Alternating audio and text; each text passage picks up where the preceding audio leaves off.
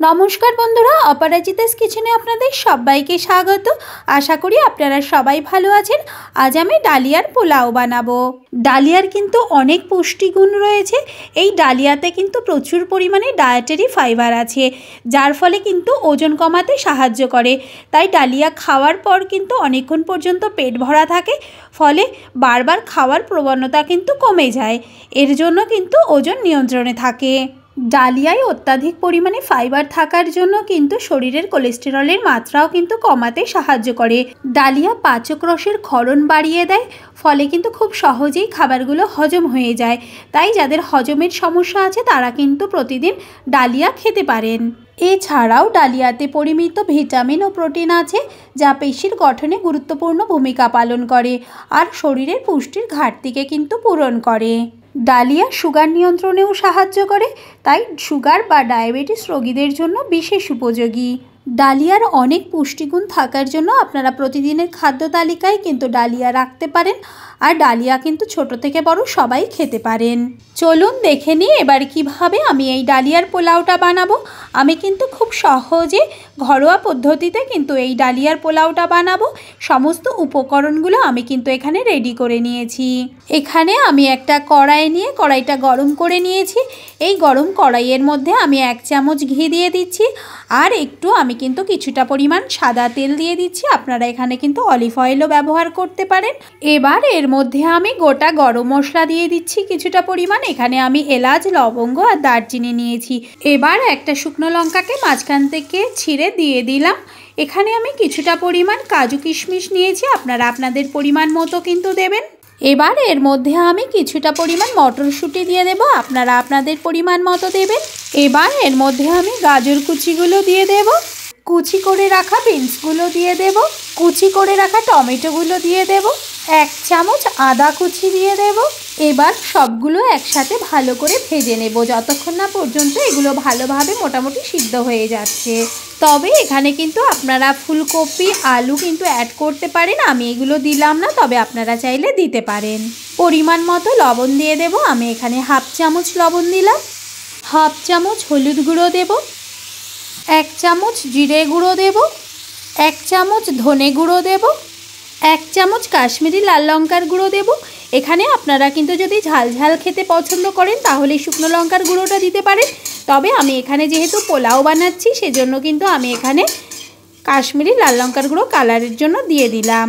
মশলাগুলো দিয়ে আমি কিন্তু ভালো করে এগুলো ভেজে নিয়েছি। এবার এর মধ্যে আমি যে 1 বাটি ডালিয়া নিয়েছিলাম সেগুলো দিয়ে দেব। এখানে আমি 1 বাটি পরিমাণ ডালিয়া নিয়েছি, আপনারা আপনাদের পরিমাণ মতো নেবেন। এবার এই ডালিয়াগুলো কিন্তু আমি সমস্ত ভেজিটেবলস অর্থাৎ এই উপকরণগুলোর সাথে ভালো করে নেড়ে নিয়ে একটু ভেজে নেব 1 মিনিটের জন্য। 1 মিনিট আমি ভালো করে এগুলো ভেজে নিয়েছি। এবার এর মধ্যে আমি 2 বাটি পরিমাণ জল দেব। আমি কিন্তু এখানে 1 বাটি ডালিয়া নিয়েছি, সেজন্য এই একই বাটির কিন্তু 2 বাটি পরিমাণ জল আমি দিয়ে একটু নেড়ে দেব। এবার গ্যাসের ফ্লেম লো টু মিডিয়ামে রেখে কিন্তু আমি 5 মিনিটের জন্য ডালিয়াগুলোকে ফুটিয়ে নেব। আর মাঝে মাঝে ঢাকাটা সরিয়ে আমি কিন্তু একটু নেড়ে দেব, তা না হলে কিন্তু কড়াইতে নিচে লেগে যাবে। এবার ঢাকাটা আমি দিয়ে দিলাম। 5 মিনিট হয়ে গেছে। এবার আমি ঢাকাটা সরিয়ে এই ডালিয়াগুলো একটু নেড়ে দেব আর দেখে নেব কেমন হয়েছে। ডালিয়াগুলো আমি আবারও ভালো করে একটু নেড়ে দিয়েছি। এর মধ্যে কিন্তু এখনও জল রয়েছে একটু, সেজন্য আমি কিন্তু আবার ঢেকে দিয়ে 2 মিনিটের জন্য ফুটিয়ে নেব। 2 মিনিট হয়ে গেছে। এবার আমি আবারও ঢাকাটা সরিয়ে একটু নেড়ে দেব। ডালিয়াগুলো আমি নেড়ে দিচ্ছি। এর মধ্যে যে জলগুলো দিয়েছিলাম সেগুলো কিন্তু প্রায় সব শুকিয়ে গেছে, আর এর মধ্যে কিন্তু ডালিয়াগুলোও ভালো করে সিদ্ধ হয়ে গেছে। এবার যেটুকু আরও জল আছে সেটা এভাবে নাড়াচাড়া করতে করতে কিন্তু টেনে যাবে। এবার এখানে আমি 1/2 চামচের একটু কম গোলমরিচের গুঁড়ো দিচ্ছি, আপনারা আপনাদের স্বাদ অনুযায়ী গোলমরিচের গুঁড়োটা ব্যবহার করবেন। এবার এখানে আমি বড় 1 চামচ পরিমাণ চিনি দিয়ে দেব।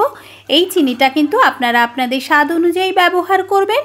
আর এখানে আমি কিন্তু অল্প পরিমাণ লবণ দিয়ে দিচ্ছি, যেহেতু লবণটা আমি আগেও দিয়েছি সেজন্য এখানে অল্প পরিমাণ লবণ দিলাম। এবার এর মধ্যে আমি 1 চামচ পরিমাণ গরম মশলার গুঁড়ো দিয়ে দিলাম। এই গরম মশলার গুঁড়োটা দিয়ে আমি কিন্তু আবারও ভালো করে একটু নেড়ে নেব। আমি কিন্তু এটা ভালো করে একটু নেড়ে নিচ্ছি। এর মধ্যে যে জলটা ছিল সেগুলো কিন্তু সব টেনে নিয়েছে, অর্থাৎ শুকিয়ে গেছে। ডালিয়াগুলো কিন্তু খুব ভালোভাবে সিদ্ধ হয়ে গেছে। এবার এর মধ্যে আমি 1 চামচ ঘি দিয়ে দিলাম। এই ঘিটা দিয়ে আমি কিন্তু ভালো করে একটু নেড়ে নেব। এই সময় ঘিটা দিলে কিন্তু পোলাওর টেস্টটা কিন্তু খুব সুন্দর হয়, আর ঘিয়ের গন্ধটাও খুব সুন্দর বেরোয়। এই সময় ঘিটা দিলে কিন্তু অল্প ঘিতেই রান্নাটা কিন্তু হয়ে যায়। আর শেষের দিকে কিন্তু এই ঘিটা দিচ্ছি বলে বেশ ঝুরঝুরেও হয়ে যাবে ডালিয়াগুলো। আমার এই রেসিপিটা যদি আপনাদের ভালো লাগে তাহলে বাড়িতে অবশ্যই একবার ট্রাই করবেন, আর কেমন হয়েছে সেটা অবশ্যই একবার বলবেন। আর আমার এই ভিডিওটা যদি আপনাদের ভালো লাগে তাহলে বন্ধুদের কাছে কিন্তু অনেক অনেক করে শেয়ার করবেন। ডালিয়াটা কিন্তু আমার হয়ে গেছে। এবার ঠান্ডা হলে কিন্তু এটা একদম ঝুরঝুরে হয়ে যাবে। আমার এই ভিডিওটা যদি আপনাদের ভালো লাগে তাহলে লাইক, শেয়ার, কমেন্ট অবশ্যই করবেন, আর পাশে থাকা ছোট বেল আইকনটা প্রেস করবেন। আমি নতুন কোনো ভিডিও আপলোড করলে আপনাদের কাছে খুব সহজে একটা ছোট্ট নোটিফিকেশান পৌঁছে যায়। পোলাওটা আমার হয়ে গেছে, এবার আমি এটা নামিয়ে পরিবেশন করে ফেলবো। হয়ে গেল আমার ডালিয়ার পোলাও, এটা আমি নামিয়ে পরিবেশন করে ফেলেছি। আজ এ পর্যন্তই, দেখা হবে পরবর্তী নতুন ভিডিওতে। ভালো থাকবেন, সুস্থ থাকবেন, ধন্যবাদ।